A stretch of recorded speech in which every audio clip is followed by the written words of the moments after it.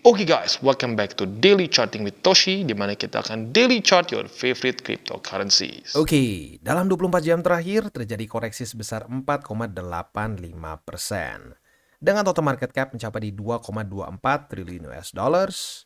Bitcoin dominance meningkat sebesar 0,05%, volume meningkat 101,04%. Dan market merah merona ya.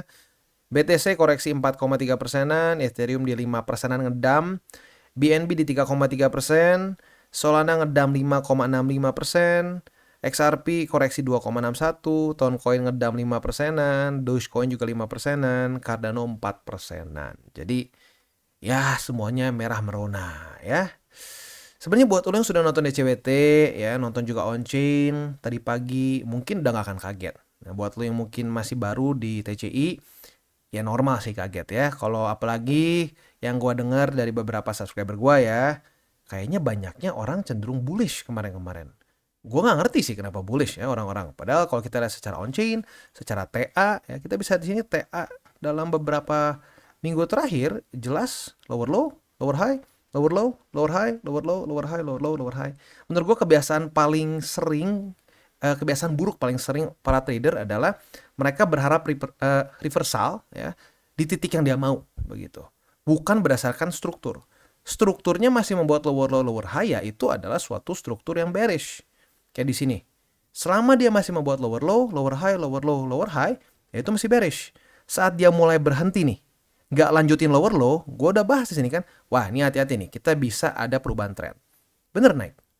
Jadi sebenarnya bukan magic gitu loh. Ini bukan magic. Ini ya TA itu memang seperti itu cara kerjanya, dan itu adalah satu hal yang sangat mendasar sebenarnya. Jadi kalau banyak orang yang nggak tahu lower low lower high itu struktur bearish atau bullish, mungkin harus belajar lebih dalam lagi, begitu ya. Nah selanjutnya kalau kita lihat sesuai dengan pembahasan OJ dari pagi, estimated leverage ratio lagi-lagi meningkat. Nah ini berkorelasi di tanggal 20 ya, tanggal 20 Juni ini dengan Bitcoin ke reject di EMA50. Pas nih, sama-sama di tanggal 20 Juni. Jadi TA dan on-chain ya, mereka datanya selaras seperti yang kita bisa lihat di sini ya. Nah, jadi ya ini mulai serem nih. Kalau market bergeraknya karena leverage, biasanya ini bisa volatile-nya luar biasa begitu. Jadi ya siap-siap pakai safety belt jangan lupa begitu ya. Nah sebelum kita lanjut ke materinya, gue mau bilang thank you dulu. Ada beberapa yang cemas nih. Aduh bang, kenapa suaranya lemas banget? Istirahat dulu katanya ya. Pakai reels aja yang pendek kalau lagi sakit. Thank you untuk bro siapa nih? Fuad berarti ini kayaknya. Bro Fuad ya, thank you. Lalu juga ada Bro Bogart ya, Bogart. Namanya keren juga, Bogart Brahms ya. Nah, lagi butuh istirahat nih kayaknya. Ya jujur nih ya sih, kemarin gue lagi di luar kota juga ada urusan. Tapi ya kan gue udah komit. Gue udah komit pengen konsisten. Ya, pengen lebih konsisten daripada sebelum-sebelumnya. Jadi ya baik sakit nggak sakit. Ya lagi di luar kota lagi enggak, tetap gue akan berusaha untuk bikin konten. Apalagi kemarin ya on-chain-nya menurut gue penting. Begitu, dan ternyata terbukti hari ini ya berlanjut gitu trennya ya. Untung gue buat ya, walaupun suaranya ya udah kayak Darth Vader, tapi ya nggak apa-apa lah ya. Itu namanya konsekuensi dari komitmen ya. Oke, selanjutnya kita geser ke news. News ini berhubungan dengan hari ini juga ya. Jadi short term holder realized price itu kita sudah sedikit di bawah dari situ. Nah, ini akan cenderung membuat market lebih bearish lagi. Kenapa? Karena short term holder itu cenderung akan lebih gampang takut dibandingkan dengan long term holder. Nah, saat mereka mulai rugi, mereka mulai deg-degan nih. Aduh, rugi nih, rugi nih. Nah, banyak yang akan cenderung tutup posisi. Nah, ini bisa mendukung momentum bearish yang kita sekarang sedang punya. Di sini dibilang bisa sampai 60.000 dan hari ini sudah sampai ya, walaupun belum 60.000 pas ya. Low-nya kita bisa lihat tadi nge-wick sampai ke 60.580 USD ya. Jadi ini literally sudah terjadi begitu ya. Tapi ya gue ingin kasih tahu aja gitu, ini salah satu penyebabnya. Jadi bisa dibilang hari ini ya, kenapa Bitcoin bisa drop dengan lumayan signifikan adalah kerjasama antara TA yang memang sudah bearish sebelumnya tambah bearish lagi, plus on-chain ya dari estimated leverage ratio dan juga short term holder realized price. Jadi ini benar-benar udah, kalau boxing tuh kena jab, straight hook ya. Wah, luar biasa nih. Apakah akan kena uppercut? I don't know ya. Nah mungkin uppercutnya gini. Uppercutnya tuh kalau sampai Bitcoin weekly close di bawah dribble support band. statistically speaking, saat Bitcoin kehilangan BSB, ya kepanjangan kalau ngomong bull support band, ya BSB aja. Kehilangan BSB sebagai support, ya lihat sendiri deh, jangan percaya gua ya. Saat dia kehilangan sebagai bull support band, lihat hilang jadi resisten, serem dah, udah. Kalau cuma hilang dan berhasil reclaim lagi ada, kayak contoh di sini nih. Hilang, berhasil reclaim itu masih aman. Tapi kalau hilang dan jadi resisten biasanya akan membuat lower low yang lumayan begitu. Bahkan sebenarnya technically speaking di sini juga lower low. Kita bisa di sini ya faktanya dia weekly close selanjutnya itu lebih rendah daripada di sini ya. Tapi untungnya kali ini kebantu oleh news. Ini news ada ETF spot. Nah, kali ini apa newsnya? Ya yang paling dekat mungkin Ethereum. Tapi nggak tahu tuh apakah itu akan cukup untuk bisa membantu market naik lagi ke atas. Nah, gue nggak terlalu yakin. Gitu ya. Nah, intinya gini deh, kita lihat dulu dalam beberapa hari ke depan ya, yang tepatnya masih harus seminggu sih, lebih tepatnya 6 hari lebih 14 jam. Kalau dia weekly close di bawah dari bull support band, kita harus lebih siap dengan potensi lebih dalam lagi. Pasti nggak bang? Nggak ada yang pasti. Nggak ada yang pasti. Karena pada faktanya bisa aja seperti ini, jebol, naik lagi ya. Nah, tapi dari yang kita lihat sekarang plus fundamental yang kita punya yang cenderung mendekati resiko resesi yang lebih besar, ya gua sih lebih lean ke bearish. Makanya ya gua masih dari sini nih, dari zaman sini gua masih main scenario gua adalah bearish begitu. Tetapi walaupun main scenario gua bearish, gua tetap melakukan akumulasi. Tetapi dengan peluru yang lebih kecil, signifikan lebih kecil. Kayak kita ambil contoh deh, misalkan biasa $100 sekali nembak gitu. Nah, kali ini gue kurangin cuma jadi $25 alias gue diskon 75%. Supaya apa bang? Karena gue merasa possibility untuk ke bawah tuh lebih besar. Nah, jadi kalau sampai dia benar-benar ngedam lebih ekstrim ke bawah, gue masih punya peluru. Itu taktik gue. Tapi kenapa tetap akumulasi bang? Kenapa nggak udah aja nggak usah akumulasi sama sekali? Jawabannya, kalau sampai ternyata skenario utama gue salah dan dia berbalik, gue nggak akan FOMO. Gue harus melindungi psikologis gue dalam trading. Itu jadi karena gue itu merasa yang paling penting adalah jaga resiko. Nah, resiko paling parah adalah apa? Perasaan kita. Kalau udah pakai perasaan kita trading, kacau. Nah, untuk menghindari kita masuk ke perasaan, harus jangan sampai kena FOMO. Nah, caranya gimana? Ya tetap akumulasi, tapi lebih kecil. Gitu. Itu cara gue. Ya. Gue nggak ngerti kenapa, tapi kayaknya banyak yang nggak terlalu suka dengan cara gue karena cukup banyak yang masuk ke komen-komen yang isinya cuma kebun binatang semua sampai nggak keluar di YouTube. Buat lo yang nggak tahu, buat lo yang bukan YouTuber, kalau isi komennya itu tidak senonoh disebutnya ya, kalau bahasa Indonesia tidak senonoh, cuma makian, itu nggak akan keluar, langsung di ban sama YouTube, bukan di ban lah, dibuang gitu sama YouTube. Tapi sama YouTube-nya dikasih tahu ada komen apa aja ke kita. Itu Sato yang paling sering ya. Wah, jadi Sato yang tahu tuh, wah gila nih, lo lagi dimakiin gitu kata si Sato. Ya terserah sih kata gue sih, terserah dia mau makiin. Nah sekarang buat yang maki-maki kemungkinan besar diem gitu karena ya stres lah. BTC aja dropnya ekstrim apalagi alts. Kayak gitu ya. Ya makanya at the end of the day jangan all in gitu. Gue cukup yakin itu yang maki-maki tuh karena ya dia takut karena all in. Kok nih orang enak banget ngomong bakal turun ya, udah deg-degan gue. Nah ya itu. Ya jangan sampai pakai perasaan gitu dan jangan kita itu berpikir bahwa investasi itu adalah suatu hal yang mudah. Itu ini nggak mudah, ini sulit. Kalau ini mudah, semua nggak ada yang mau kerja, udah aja jadi investor semua. Itu. Dan janganlah suka gampang kemakan oleh kata-kata pasti. Karena gini, terdengar merdu. Pasti itu terdengar merdu. Pasti BTC akan ke 100.000. Setelah halving, belum halving aja udah ngepam. Nih apalagi halving, lanjut. Gue bilang, ini kalau sebelum ada event besar udah ngepam duluan, bisa terjadi buying the rumor and selling the news. Dan voila, terjadi. Gue udah bilang target utamanya kena apa? Bull support band. Kena nggak? Udah kena dari sini. Tapi lagi-lagi, orang yang sedang berhalu, ria, nggak suka dibangunin dari kenyataan resiko. Gitu loh. Ya lagi-lagi sih susah. Ini kebiasaan buruk gue jujurnya ya. Gue kayak berusaha untuk semua orang dalam tanda kutip gue selamatkan dengan cara berpikir yang baik, yang lebih baik gitu. Tapi ya nggak semua orang memang siap untuk seperti itu. Harus ada yang kena batunya dulu baru belajar. Atau ada juga yang udah kena batu malah tinggal menyalahkan orang lain. Nah itu yang paling rendah menurut gue tuh. Paling rendah adalah lu nggak mau ambil tanggung jawab. Wah, gara-gara si A, gara-gara si B. Gua tanya si A, si B, bahkan channel-channel pom-pom pun gitu ya. Emang mereka nodongin pistol ke lu buat beli? Enggak kan? Nah, lu harus bertanggung jawab sama pilihan lu. Gitu. Itulah ya, sedikit ranting sedikit ke sana lah ya. Tapi intinya buat lu yang kemarin mungkin maki-maki dan sekarang mulai kepikir, oh iya ya benar juga ya. Nggak apa-apa. That's good. That's a lot better dibandingin wah lu cuma maki-maki doang kripto anjing. Itu menurut gue yang paling tidak bertanggung jawab. Kalau lu dulu maki-maki gue dan sekarang lu merasa bahwa benar juga ya. Coba kalau gue dulu dengerin si Toshi gitu ya, jaga resiko. That's good.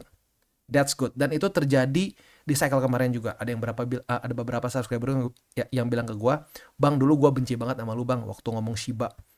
TP nggak yakin apa ya. Tapi gua lama-lama masuk ke kotak gua, Bang. Akhirnya gua TP dan gua profit. Thank you, Bang." Itu bagus. Itu bagus banget. Artinya lu bisa pelan-pelan pakai logika lu. Nggak kemakan sama emosi doang. That's good. That's good. Nah, gua berharap dari video-video gue yang cenderung mungkin dalam tanda kutip lebih kontroversial ya, walaupun kontroversial apa ya, cuma ngomongin resiko gitu ya. Ya lu bisa pelan-pelan terubah gitu, walaupun nggak bisa semua. Lagi-lagi itu kebiasaan buruk gue, berpikir kalau bisa semua berubah begitu ya. Oke, kita balik lagi aja dulu ke ini ya, kita balik lagi dulu ke TA. Untuk TA kita lihat kondisi Bitcoin sekarang ya ketahan oleh struktur 60 ribuan. Ya ini bisa dibulatkan ke bawah sih, 60 ribu juga boleh, mau dibulatkan ke atas juga boleh. Sekitar 61 sampai 60 ribu ya. Kita lihat kalau dia jebol lagi, ya berarti akan cenderung lebih mudah untuk ke sub 60 begitu ya. Dan ya otomatis yang paling penting ya ini ya, kalau secara TA sekarang paling penting adalah bull support band. Kalau sampai minggu depan atau lebih tepatnya 6 hari lebih 14 jam lagi dia weekly close di bawah, ya siap-siap. Momentumnya cenderung lebih bearish. Apalagi kalau gini nih, udah weekly close di bawah, ke reject 1 2, wah udah itu. Waduh. Jantung udah itu. Jantung ekstra deg-degan ya. Tapi ya lebih baik siap dengan resiko itu ya. Oke, selanjutnya kita akan langsung aja roster kita hari ini karena dicampurin DCWT 1 sama 2, jadi BTC, Ethereum, BNB, Render, dan Ondo ya. Nah, sebelum kita lanjut, gua akan disclaimer dulu bahwa semua konten dari TCI bukanlah financial advice. Ini semua bentuknya adalah edukasi ya. Lalu bagaimana cara mendukung TCI? Ada banyak caranya. Lu bisa like our video, bisa share our video, atau juga bisa menggunakan link referral kita di bawah. Dan sekarang kita akan dengar dulu pesan-pesan dari sponsor kita pada hari ini. Oke, today's video is brought to you by Bybit. Dimana di Bybit ini kita bisa melakukan berbagai macam hal ya, mulai dari yang newbie sampai yang sudah advance. Buat mungkin lo merasa bahwa aduh bang, gue masih nggak ngerti nih TA, gue masih nggak ngerti charting dan seterusnya, tapi pengen akumulasi, pengen DCA murni, bisa lo tinggal masuk ke sini one click buy, dimana lo bisa pilih lo mau pakai apa ya fiatnya, lo tinggal pilih juga asetnya apa ya. Misalkan lo pengen akumulasi BTC, misalkan setiap hari Senin jam 7 pagi, misalkan gue pengen akumulasi BTC sebesar 100 ribu rupiah misalkan ya, lu bisa langsung lakukan di sini. Bisa peer to peer, bisa Dana, Bank BRI dan lain-lain. Ini gila ya, bisa pakai BCA Mobile dan seterusnya. Jadi Bybit ini memang cocok banget buat orang-orang yang tinggal di Indo ya, bisa langsung pakai bank-bank yang memang sudah biasa kita pakai di Indo ya. Nah, buat yang intermediate sampai advance juga di sini ada spot, nah, dan juga ada leverage tokens, dan tentu juga ada derivatives trading, di mana kita bisa menggunakan kontrak yang USDT maupun USDC. Jadi di sini lo bisa pakai USDC ya, karena nggak semua exchanger bisa menerima untuk futuresnya pakai USDC ya. Dan tentu juga lo bisa earning bunga juga dari kripto lo dan lain-lain. Dan tentu juga di sini kita bisa melakukan copy trade ya, di mana copy trade dari Bybit ini sudah cukup terkenal ya, dan kita bisa mendapatkan keuntungan juga. First copy trade kita bisa ada protection 100 USDT loss coverage ya, dan seterusnya ya. Jadi buat lo yang tertarik bisa silakan pakai, klik di link referral kita di bawah. Oke, dan kita mulai dulu dari Bitcoin ya. Untuk Bitcoin berarti buy limit 1 tembus, kedua sedang di retest, kita lihat besok pagi tembus juga atau enggak. Yang ketiga juga udah kena wick. Jadi buy limit 1 2 3 udah kena semua gitu ya. Untuk posisi futures kita bisa lihat di sini ya, retest di 62.500-an. Kita lihat kalau besok daily close-nya di atas ya, berarti ada setup long di sini. Kalau dia close-nya di atas dari 60.800, maka setup posisi long-nya di sini ya. Kalau di atas dari 60.800, kita bisa limit posisi long. Retest kedua otomatis kebuka posisi longnya dan target TP di angka 62.529 ya. Itu kurang lebih untuk Bitcoin. Untuk Ethereum dia hari ini ya mirip-mirip sih sebenarnya ya. Posisi short kita dari terakhir kita bahas ya berarti harusnya udah kena nih. Nah, tinggal tergantung lu agresif atau konservatif. Kalau lu konservatif, berarti target TP lu di EMA 50 ya, lu sudah profit sebesar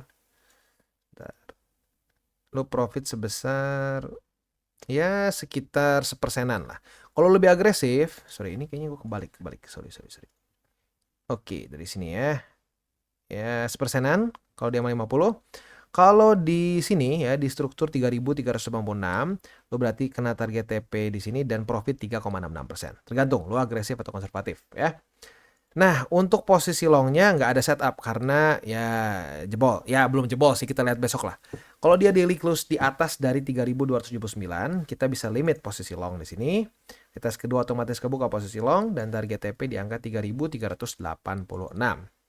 Untuk posisi spotnya cuma baru satu sih yang jebol ya. Berarti masih ada buy limit kedua di 3.396 dan buy limit ketiga di 3.279 ya. Next kita masuk ke BNB. Untuk BNB futuresnya nggak ada setup ya kemarin karena jebol semua. Untuk posisi spot berarti buy limit satu tembus, kedua masih bertahan ya, masih ada kemungkinan bisa daily close di atas. Buy limit ketiga kena juga weak ya dari 560,1. Jadi buat lo yang pasang posisi spot kena semua nih ya. Nah, untuk posisi futuresnya karena masih nanggung kita lihat besok ya. Untuk render dia kemarin reject oleh 7,465 dan terkoreksi. Tapi hari ini malah uniknya dia sedikit melawan market, cenderung naik ke atas ya. Untuk posisi spot dia masih cukup jauh di bawah ya, di angka 5,18 untuk posisi spot selanjutnya ya. Jadi ya karena masih jauh kita nggak perlu bahas panjang-panjang lah ya. Untuk posisi futuresnya kemarin retest pertama, kalau hari ini terjadi retest kedua, kita bisa pertimbangkan untuk buka posisi short dengan target TP mungkin kalau mau paling konservatif di sini nih. Di angka 7 ya dibikin 7 pas lah, di $7 pas ya. Next kita masuk ke Ondo. Untuk Ondo dia berarti buy limit 1 jebol ya, 2 jebol, 3 jebol. Oh ini buy limit baru ya. Buy limit baru di EMA 50. Technically speaking jebol, daily close di bawah sedikit dari EMA 50. Buy limit kedua di 0,976 dan buy limit ketiga di 0,9309 ya. Itu untuk posisi spot di Ondo. Posisi futuresnya ya berantakan ya. Soalnya kemarin ya ini jebol juga yang 50. Jadi ya udahlah, untuk Ondo kita skip dulu karena belum ada setup yang terlalu bagus. Dan seperti biasa kalau setupnya nggak bagus jangan dipaksain begitu ya. Kalau dipaksain malah biasanya jadi jelek ya. Oke, itu kurang lebih gambarannya dan kita bisa lihat ya kecenderungannya mulai dari BTC, Ethereum, BNB, Render ya, semuanya cenderung membuat apa? Lower low, lower high, lower low, lower high, lower low, lower high, lower low, lower high, lower low ya. So, si Ondo juga sama ya. Nah, jadi salah satu saran dari gue adalah jangan mencoba jadi trader yang gini nih. Nih, di sini nih pasti mantul. Padahal belum ada perubahan, belum ada tanda-tanda reversal tapi udah menjadi dukun gitu. Lihat nih di angka sini pasti udah jebol lagi. Enggak, di bawahnya lagi. Di bawahnya lagi, di bawahnya lagi, terus di bawahnya lagi sampai satu titik tuh kan gue bener. Padahal semua support dia sebut aja gitu. Nah, kalau gue caranya apa? Perubahan struktur, ya gue bilang perubahan struktur ada possibility reversal. Kayak di sini nih. Di sini lower low, lower high, lower low, lower high. Nah, di sini nggak lanjut buat lower low. Gue bilang, wah, ini kita ada kemungkinan bisa reversal nih. Ternyata terjadi reversal. Nah, sekali lagi ya, apa yang bisa bikin kita lebih tepat ya, karena kita nggak mencoba untuk mendukun gitu. Kita melihat aja data dan faktanya mulai berubah struktur gitu ya, sama kayak di sini nih ya, higher high, higher low, higher high, higher low, higher high, higher low. Nah, di sini mulai terbentuk suatu lower high, tapi tidak terjadi lower low. Ke atas lagi ternyata terbentuk apa? Lower high lagi. Nah, strukturnya udah mulai berantakan kan? Udah mulai berantakan, itu bisa masuk ke dalam konsolidasi. Nah, udah gitu ternyata apa ya, akhirnya pecah struktur lagi dan jadi bearish gitu. Nah, kayak gitu. Caranya simple sebenarnya, tapi orang pada nggak mau, pengennya tuh jadi kayak dukun. Lihat nih, berhenti di angka 60.000 dan akan meningkat sampai ke angkasa gitu. Kebanyakan orang suka kayak gitu ya. Nah, jadi jangan jadi dukun. Jadilah seorang investor yang melihat data dan fakta, ya. Oke, sebelum kita tutup seperti biasa gue akan ingatkan 3 golden rules. Jangan pakai uang panas, jangan over leverage, dan berpikirlah jangka panjang. Oke guys, jadi itu adalah akhir dari segmen DCWT kita pada hari ini. Dan jangan lupa bagi kalian yang merasakan manfaat dari segmen ini, jangan lupa untuk share ke teman-teman kalian. Dan apabila lu pengen mensupport channel kita, ya TCI, jangan lupa untuk menggunakan link referral kita di bawah. Nggak wajib, ya, tetapi apabila lu menggunakan link referral kita di bawah, ada macam-macam, ya, dari Bybit, Huobi, Maxi, toko kripto, dan banyak lagi, ya. Ya, walaupun nggak wajib, tapi kalau menggunakan link referral kita, lu secara langsung membantu perkembangan dari TCI. Dan satu lagi, jangan lupa juga untuk join Telegram group kita, di mana kita bisa ngobrol-ngobrol santai mengenai dunia cryptocurrency secara 2 arah. So, jangan lupa untuk like, subscribe, click the bell icon, and see you on the next video.